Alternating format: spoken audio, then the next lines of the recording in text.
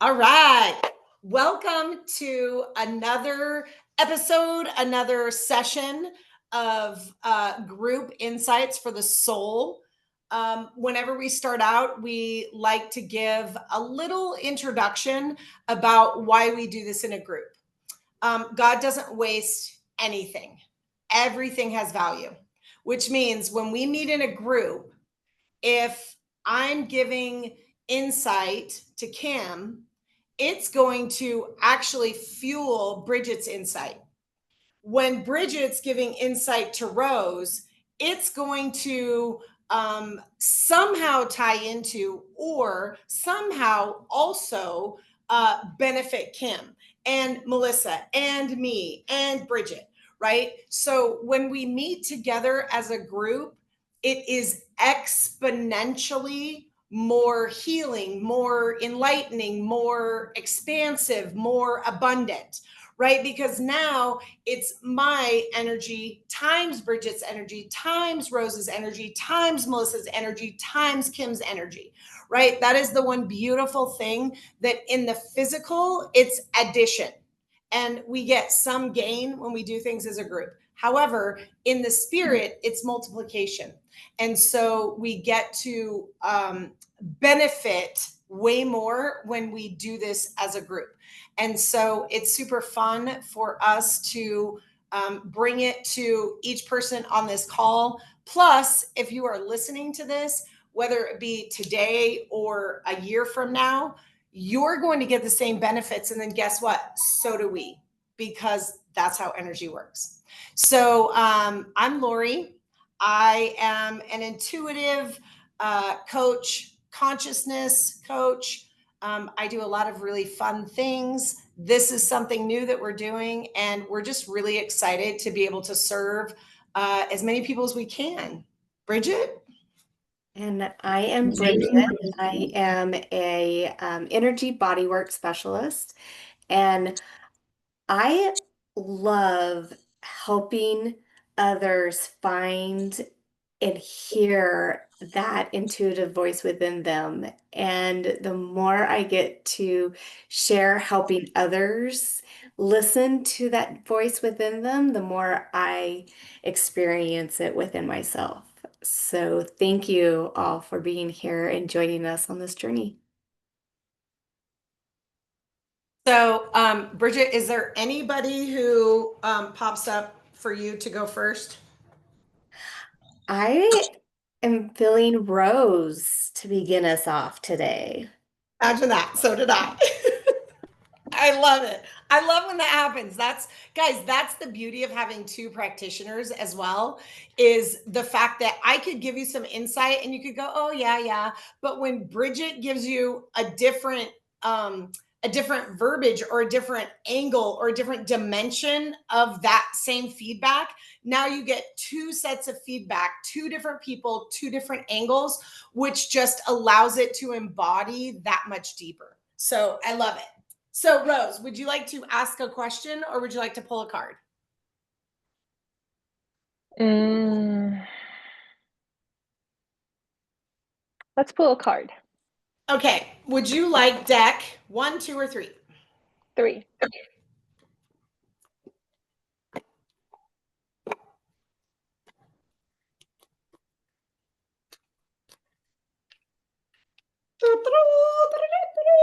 And guess what?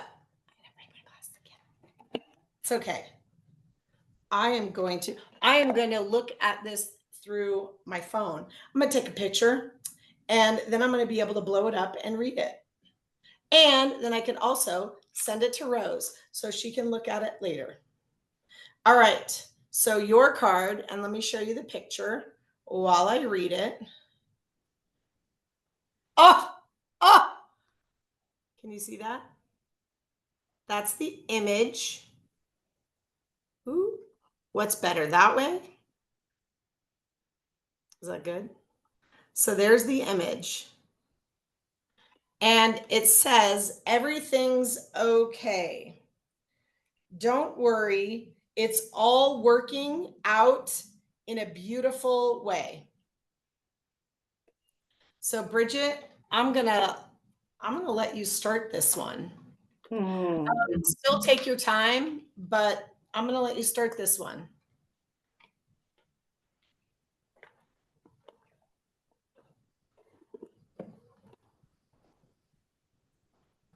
Rose, the first thing that the picture reminded me so much of Mary, the mother of Jesus. And part of your light is of motherhood and of such a, I want to say teacher, but it's more than that. Such a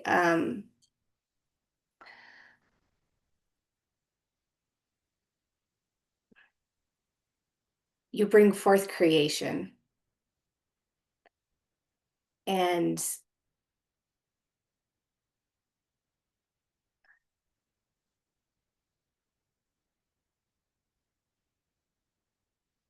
there is a feeling of not just a physical mother, but a creation of something that is much, much bigger in your world. And even if it doesn't make sense, knowing that you are the mother of creation, it is all going to be okay. Does any of that ping for you? Thank you so much. That was really beautiful. Yes, there was something you said at the very beginning that I connected with, and now I'm just spacing out. But I do believe, I do believe in everything that I'm doing right now, which is actually huge because um, I'm more in line with speaking my truth, and my children are observing without, and I forget that sometimes because I'm truly just doing it for me. But then there'll be hints where I can feel their energy watching me, Mm, and then in just hints of things that they're saying. So when you said motherhood, that's what I tapped into. And, the Mother of God is, I just feel her by my side, whether it's a Virgin Mary or Mary Magdalene, the women, in the Bible, they do play a big part in my life. So, mm, um, so when you did share that, that is what I tapped into. mm, Love it. So I feel like I get to gift, whether it be a tool or a reminder or whatever. So knowing that we're okay is an ever unfolding, right? It's something we will constantly practice. If we always knew that we were okay, we'd never be in a position where we were growing, right? Mhm. Because I feel okay, then I grow, and now there's something new, and there's a next level expansion or whatever, and then I have to remind myself I'm okay in order to continue to grow, right? And keeping in mind that the idea of not being okay is not wrong. It's an indicator of the gap between where you are and where you're growing. Yes. And so the recognition, the awareness of I'm not okay, and the cognitive remembering and practicing the embodiment of being okay is the growth of our spirit, soul combination of us on this planet, whatever that is verbiage wise for each of you, right? But it is a growth. And so every time we catch ourselves not being okay, it's actually the gift in order for us to refocus, in order for us to embody. And we say with our words what we cognitively know, we do with our body what we intrinsically know, right? And so allowing the unfolding of I'm okay to be the gift. And it's okay Wow. to do. That's amazing. That is amazing. I don't know. Is it okay? Can I share? Yeah. Like, it is such a gift. It's like, it's almost like God is telling me, uh, He's giving me a gift. Like, no, this isn't a burden. This is a gift for you, and I want you to see it as a gift. And this is an opportunity for you to turn to me, to know that you are whole, to work through the discomfort, right? The pain. And actually, I did witness something like that earlier today, where I felt myself going into the beating myself up about it, like, gosh, I wish I did this better. I would, instead of going, whoa, thank you for this gift. Thank you for allowing me to uh to feel this. So yeah. Yeah. Yep.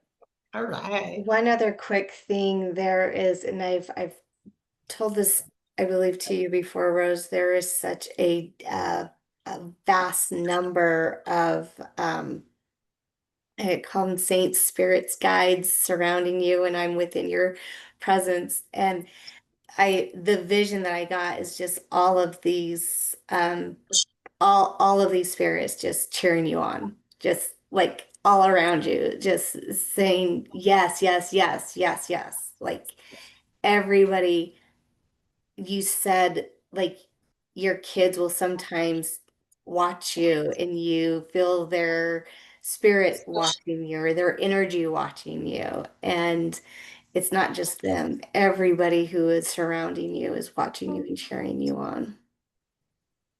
Wow. Thank you. It's so beautiful. Thank you. Thank you for reminding me of the bigger picture. So, because that is the bigger picture. I'm not here alone doing this. There's a greater purpose. So thank you. Bridget, who's next? Melissa. Yeah. Do you have a question? Do you have a situation you want feedback on, or do you want to pull a card? I do. I have maybe a situation slash question. So the situation is I've spent 10 months in Idaho. I love it. I actually in a meditation breathwork thing months before I ended up in Idaho, I knew that I was going to be there and that I was going to find a happy space, and I did. And something brought me back to Washington recently, and so I'm in Washington for the next couple of months, and I'm getting ready to have my first grandbaby in about a week, and my second grandbaby in 5 months after that in Washington. And so I'm feeling very torn. I don't know where I'm going to be living. And I know that I have an attachment, multiple attachments. And so I'm looking for guidance on what way I need to face in order to know where I'm going to be putting down some roots.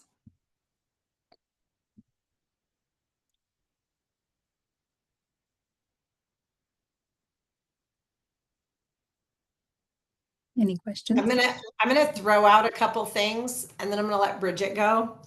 I'm gonna let the couple things like kind of fester a little bit as Bridget says whatever she's gonna say. First thing that came up was, how do I make the words in a really short way?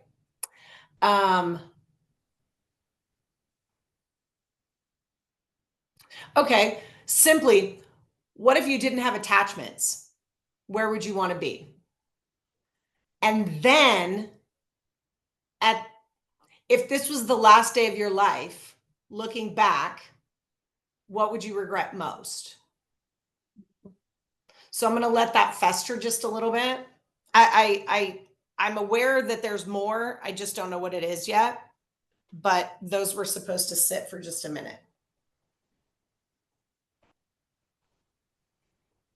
Melissa, it's funny. Before we started, I was going to ask you where you physically were, and I didn't think you were in Idaho, but then I just let that go. So that's funny that you've not funny, not funny.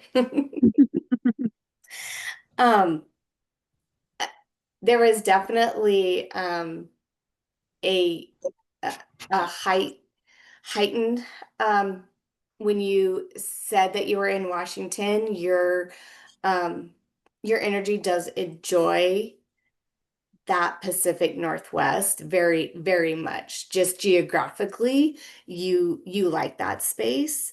But what kept kind of coming through is, why does it need to be one or the other? Is there a way that um, with work, living situations, something that you could reside in both? Yeah, why one or the other is maybe looking at it from a totally different angle. Don't have to choose, but could I do both at different seasons? Yeah. And so you two are definitely hitting nails, right? Because I want both. I love the Pacific Northwest. It's the first physical location place I've ever been that felt like home. And so I appreciate it. And my family, my children are here, my grandbabies are going to be here. And I would love to live in Idaho during the winter time because the gray days and the rainy weather here is not good for me. Any longer. And so, yeah, both is definitely my preferred, but I just don't see yet how. And then, Lori, with your questions, yeah, I'm very aware of the attachments. And if I didn't have them, right, I would definitely be making different decisions. Like it would be a no brainer. But I do have the attachments, and my attachments are. I understand why I'm attached, and as much as I want to release from that, it's not in my highest and best interest to, at least not yet. But the living the day, as though if this was my last day, I actually did that for 3 months when I first moved to Idaho. I spent 3 months every night before I went to bed saying, okay, if I didn't wake up tomorrow, did I live my day the way that brought me peace, that brought me joy, that helped me share my love, my light with others and have it return back to me, etc. And I planned my funeral and my everything. And so great question, because that definitely resonates. And when I can remember what I was doing during that time and why I was doing it and bridging it with where I am now and where I want to go, all of this does help. And the really cool part is I know I don't have to have the answer. I just need to know what direction I'm facing, and God provides. I will know what the answer is when it's there because it feels right. But, you know, living the first 40 plus years of my life in a control freak kind of way, and now learning how to surrender to the flow of life, it's a little hard to not know where I'm going to be living in 2 months from now. It's a little crunchy. So I have a tool. It's so interesting because I was like, why am I in the the shop today? And like all the tools are coming up. So I'm like, oh, I needed the energy of tools, obviously, for you guys today, because that's why I'm in the shop. So the first tool is, and I love, this is one of the simplest, my favorite, and I forget to use this myself, probably because it's so simple. Um, Being in that space of curiosity on purpose, right? So what if? What if I knew where I was going to be living in 2 months? What if I could live in both places? What if something changed that would make it really easy for me to see how I can live in two places? What if? Right? And just asking as many questions as you can without seeking answers, right? The point isn't to find an answer. The point is to find the present moment in alignment. And that's the answer, right? Do you guys get that? There is no answer, because if it's an answer, you become a completely different person every 7 seconds. And if we find an answer and we think that's the answer, we retard ourselves in this identity, this role, this stuckness, right? So we're not actually seeking answers. We're seeking the energy that is joy and peace and flow and abundance. Because it wouldn't matter what was around you if you were in the energy of peace and flow and abundance, allowance, right? So that's a tool. The other thing I just want to dig a little bit into, and so Bridget and I function from a philosophy called M-Free. And M-Free has a presupposition that we are 100% human and 100% spirit. And there are 36 principles that are the law and the guidelines of the spirit nature. And there are 36 principles that are the law and the guideline of our human nature. And they're the exact opposite of each other, right? And we are in flow and abundance and joy and allowance when we are integrated in both sides of ourselves, that human and that spirit. And so sometimes we say things from a perspective that we're only one thing, like attachment, right? I know I have attachment. It's not good for me to not have the attachment right now. And I'm just going to like throw out, I'm going to, what's the word I want? Something to think about. Here's something to think about, because we're very on the page that M-Free isn't the answer. It's a tool that we use that allows for a fuck ton of understanding in navigating this thing called life, right? So I'm just going to throw this out there as, what if this actually could give you some freedom, right? So the attachment to us allows for the detachment of anything outside of us. And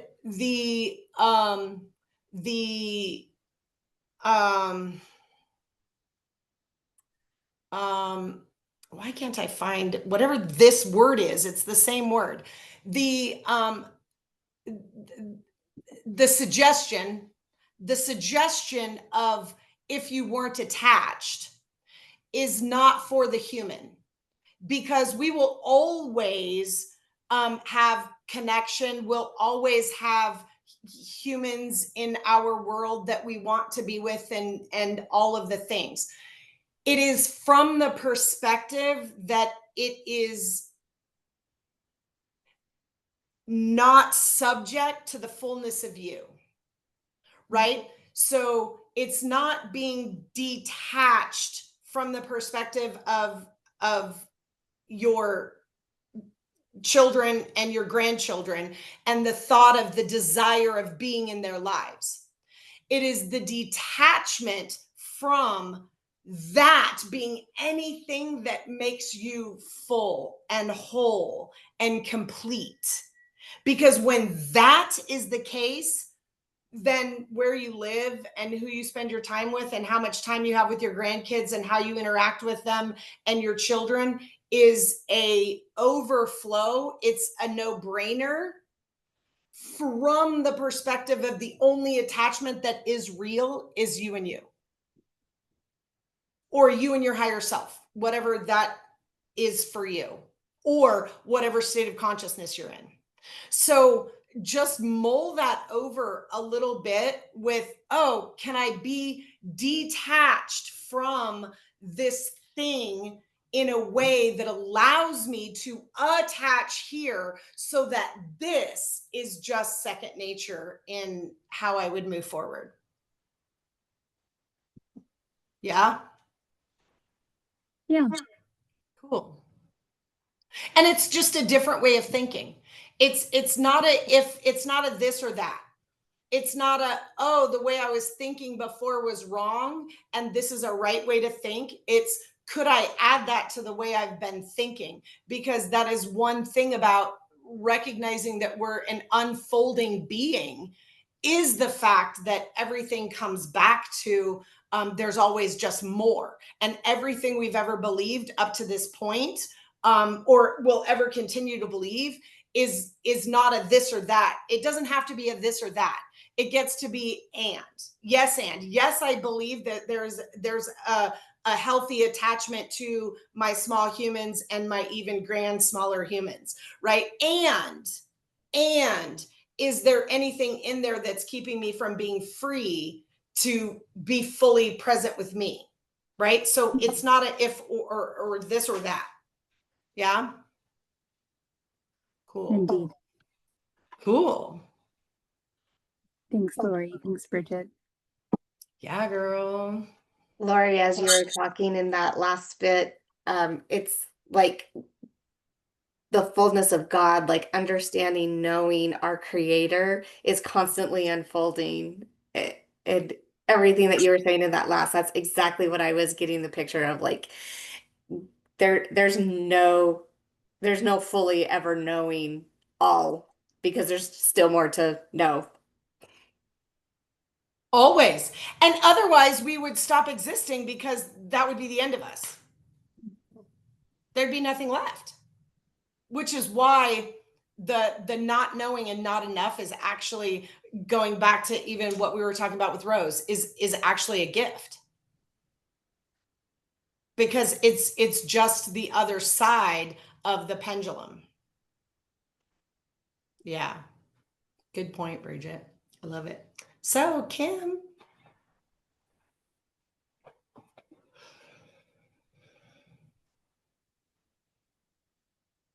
Yay! Yay. This is fun. I love this. Like your energy circle, but with words. I love it. Yeah. I want to pull a card. I love pulling cards. Okay. Would you like A, B, or C? C. I'm sorry? C. C. Now it's even darker in here. Now I'm really not going to be able to read it. I have to turn on my flashlight. Okay, hold please.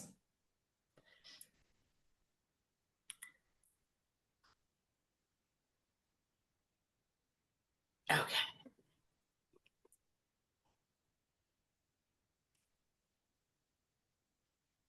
This one. Okay, here is the picture. Okay. You see it? Kinda. Is it like a girl in a red hood? Well, let me look. Oh, definitely not. It is a dude. Ah, That's a guy, and he's got his hand on like a wand, and the end of the wand has like, okay. I see it now. yeah. Okay. Okay. It says the ringmaster of scrutiny. Ooh. Discernment, clear vision, and details. Discernment, clear vision, and details. The ringmaster of scrutiny.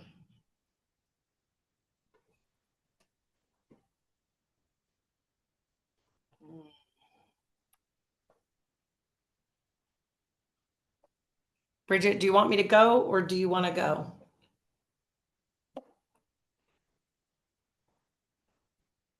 I can go. I'm just gonna say words, Kim. The things that we don't want to do are the things that you need to do and get them done. There's a very, like, all of these things that you've been putting off or isn't fun for you to do, or something's holding you back from doing them. And it's like a get your house in order. And there's some sort of a disease, like there's there's something, once you get your house in order, things will fall into place. But there's things that need to be done. It's a doing that needs. Yeah. 'Tis time to get the shit done. Yeah. Feel that. So I love again when everything pertains to everyone else's stuff. And what's coming up is, and again, this is for everyone, me included, Bridget included. Are you willing to scrutinize every single thing that you believe? Or are there things that you believe so much that there's not even a thought that it could be anything but that?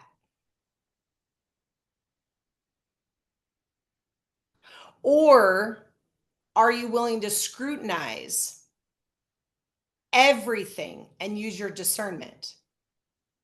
Use your clear vision, the details of what's showing up for you. And Kim, I know you've been like in the midst of a giant shift, and it's been unfolding massively over the last couple of weeks. Yes. And now I'm just going to throw this out there. Yeah. Are you willing to entertain? And guys, don't just say yes, because this is our programmed response as we become spiritually awake beings. I want you to go into your body and ask this question, because if the answer is not no, right? I'm going to set you up for the answer, guys. The answer is no. Before I even ask the question, I'm setting you up for the answer, because I don't want you to trick yourself into believing that you're willing to scrutinize everything. Are you willing to scrutinize that you have a vagina? Right? All of us on this call right now are women. Are we willing to even entertain, what if that's not even a vagina? I mean, have you seen everything that's ever been called a vagina ever in your whole life of living? And maybe only the vaginas you've seen that somebody's called a vagina are a vagina, but it's actually not. Right? Are you willing to scrutinize everything to be free?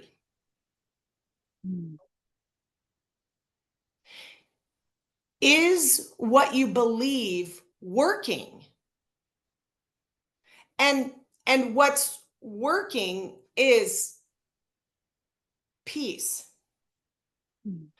Going back to Rose's card, that in this moment I'm okay. I'm okay in this moment. That's the goal of everything. Going back to what came up for Melissa, right? If our only goal is I'm okay in this present moment, am I willing to scrutinize everything I believe if I am resonating with something that doesn't produce that perfect peace? Because Christ consciousness promises perfect peace. Now, again, going back to where we started with Rose, does that mean when I'm not in perfect peace, I should be judging myself because I lack, because I'm wrong? Because no, it's actually the indicator that more is about to open up. Right? So are you willing, and specifically now for you, Kim, because this is your card, are you willing to actually question everything, even the things that you think are peace and joy? Because here's what I know. If you question something that is peace and joy, it will remain peace and joy. You can't question yourself out of absoluteness. Right? So even if you questioned it 100 times, you couldn't convince yourself that it wasn't what you thought it was, if it was alignment. It would just create greater resolve, or it would reveal to you the dis-ease, or where you're holding on to something that isn't the optimal. Bridget? I keep seeing an onion, and much like with Melissa, it's like this diving deeper into yourself. That's the only way that we know, is to unlayer the layers that we don't want to unlayer. And the more we take off those layers of onions, the more we know ourselves. Yeah. Yeah. Thank you. That was perfect. Yay. Yay! Is there anything that Rose or Melissa that you want to like that came up based on someone else's download that you're like, oh yeah, that I can see how that relates, because that's the beauty of the collective, right? Oh yeah, both of theirs resonates with me. Yeah. Yes.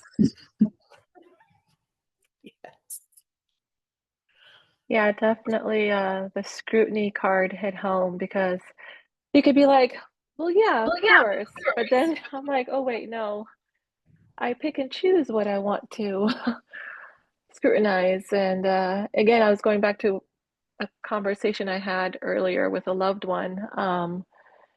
And they were very hurt by something I didn't do, which was interesting. And so then I was focused on, I didn't do anything, right? It was like, you're upset with me about something I really didn't do. You know, she wanted a response from me, and I just held back. So then, of course, I sat with it, and I was like, well, I didn't do anything wrong. She's, she did this and this, like she hurt me. But I couldn't sit there and go, wait a second. I processed it. I'm like, okay, she's hurt by me. She's hurt. Can I not see that? So I saw it, but then there's still a fine line that I'm not willing to scrutinize, that I could actually be completely fucking wrong, because I'm afraid of giving her that power, which I'm not really, right? Like, who the fuck is what power, So yeah, that really hits home. It's like, oh man, it's like, this is so hard because it's ugly. Mm-hmm. And even now I'm like, do I tell her that but then now she has something to use against me, and it's just such a mind fuck, honestly. But then when you come back to, wait, where do I get my wholeness from? Where is this coming from? Oh wait, my creator has made me whole. All of that stuff are attachments. I am just attaching to how I want to see myself, to what this person thinks of me. I need to get my fulfillment from her because what she says is. So yeah, it's like I feel peace when I'm reminded of, oh, okay, my wholeness comes from the creator and nobody else. But that is convicting, because like, you're right. It's like, do I really have a vagina? You know what I mean? I don't know how you said it, but that kind of messed with me too. I was like, huh? I'm like, yeah, I haven't seen that many vaginas. But then you didn't mean it literally. But then I started taking it literally. I love it. Anyhow, thank you. That was, yeah, both of yours was, it was very convicting. But thank you for the gift. Yeah. Yes, thank you guys for being here and joining us. Each like Kim, you said, kind of like our energy circles, but with words. I love that. And I find that each of these sessions is so unique and specific and special to the people who are on this with us. But because we're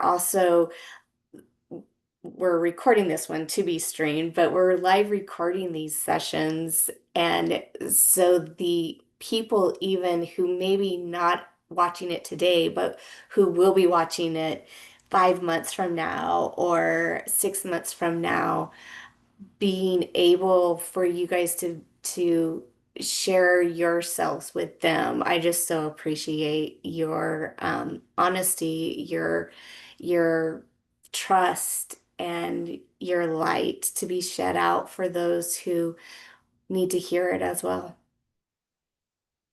Yeah, for sure. That was something that came up in the last session that we did, that was like, oh my gosh, like your vulnerability is going to free somebody else in the future. Your willingness to show up here and have these really hard conversations, and Rose sit there and go, oh my God, am I willing to scrutinize that I could be wrong? Like just that sentence alone, somebody hearing that is going to get so free and go, I've never even thought of asking myself that question, if there's a possibility I could be wrong. And just you guys showing up is going to free other people, and the ripple effect of this 1 45-minute session is we'll only know on the other side of the veil. So thank you for sure.